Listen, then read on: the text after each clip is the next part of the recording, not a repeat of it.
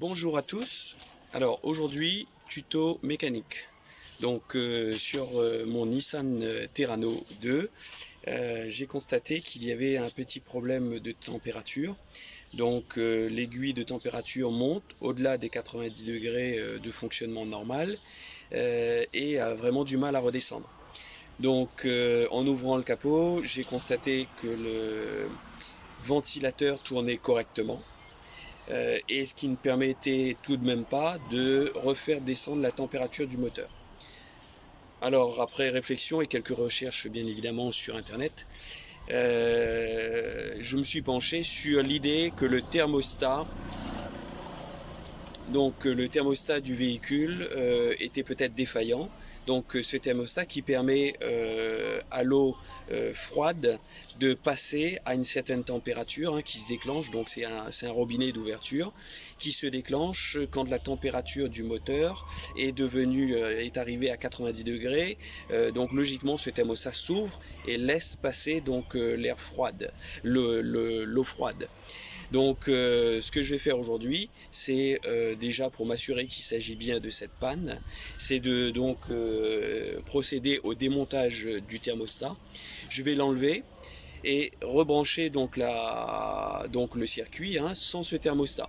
Donc, ce qui fait que l'eau froide va circuler de façon permanente dans le circuit et je ne devrais plus avoir cette problématique de température qui augmente.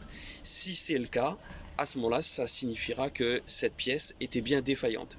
J'irai en acheter une et bien évidemment, je procéderai au remontage après. Donc c'est vraiment pour tester la pièce, on l'enlève. Si la problématique est résolue, c'est que vous avez trouvé le défaut. Donc je vous montre avec des photos également où se situe le thermostat. Vous allez voir que c'est très accessible sur le Terrano, donc ce qui permet d'avoir une maintenance à la maison. Et c'est le but de ce petit tuto. A tout de suite. Alors sur le Nissan Terrano 2, je vous disais, la mécanique est assez simple, en tout cas pour cette pièce. Donc là, on a bien le radiateur d'eau. Sous ma main ici, donc c'est le ventilateur qui permet de refroidir le circuit d'eau dans le radiateur.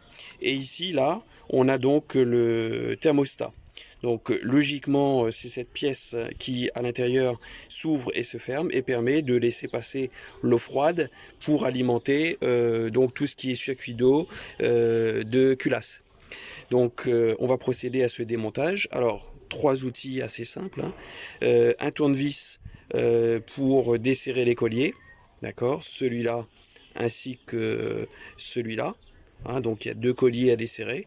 Et le thermostat, c'est trois vis auxquelles vous pouvez accéder avec une douille de 12. Donc voilà, on va y aller progressivement et je vais vous montrer.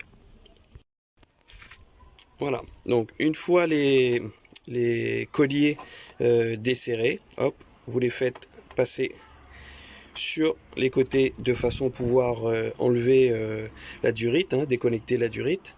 Donc c'est pareil pour celle-ci, donc elle a été desserrée et puis mise de côté pour soulever la durite.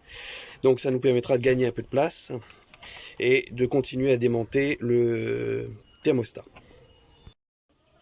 Alors ça y est, donc les durites ont été donc déposées, celle-ci qui mène au radiateur et celle-là. Alors croyez-moi ou pas, j'ai eu beaucoup plus du mal à enlever ça qu'à accéder au thermostat.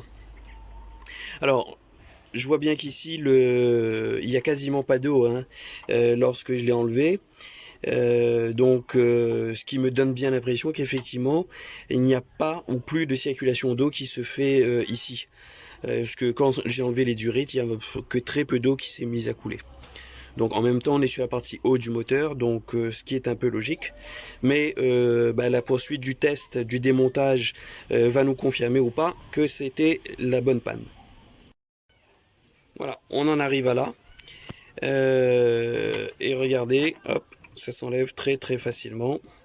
Donc logiquement, donc il y a bien de l'eau en dessous, mais pas au-dessus, ou que très peu. en tout cas visible des durites de part et d'autre, ce qui à mon sens signifie bien que l'eau circule jusqu'en dessous mais ensuite ne peut plus passer au-delà. Donc cette vanne ne s'ouvre plus. Hop, on enlève, on procède au remontage et on va faire les tests. Alors pour éviter les pertes d'étanchéité, il y avait un joint autour du thermostat que j'enlève, donc j'enlève ce joint et je vais venir le positionner ici à son emplacement d'origine de manière à ce qu'au remontage l'étanchéité soit toujours à peu près la même. Voilà. Quand on remplacera la pièce, bien évidemment, le joint sera également remplacé. Et voilà, donc j'ai remonté. J'attire l'attention sur deux petites choses. Quand vous démontez comme ça une pièce, c'est le moment de vérifier que les accessoires autour sont en bon état. Donc les durites, qu'elles soient encore suffisamment souples. La deuxième, ce n'est qu'un test, c'est-à-dire que c'est pour déceler une panne. Si effectivement je n'ai plus problème de chauffe, il va falloir remplacer donc cette pièce parce que les performances du moteur vont être altérées sans la pièce que je viens d'enlever. Donc voilà, c'est parti pour le test. Et voilà, le résultat attendu est au rendez-vous. Donc l'aiguille de température reste à un niveau constant. Et n'augmente plus comme hier en s'approchant de la zone rouge, ce qui signifie que le circuit d'eau, eau froide, eau chaude, donc a été ouvert et que la température est régulée. Donc voilà, on a pu protéger le moteur et maintenant il ne reste plus qu'à aller chercher la pièce de remplacement. A très bientôt pour une prochaine vidéo.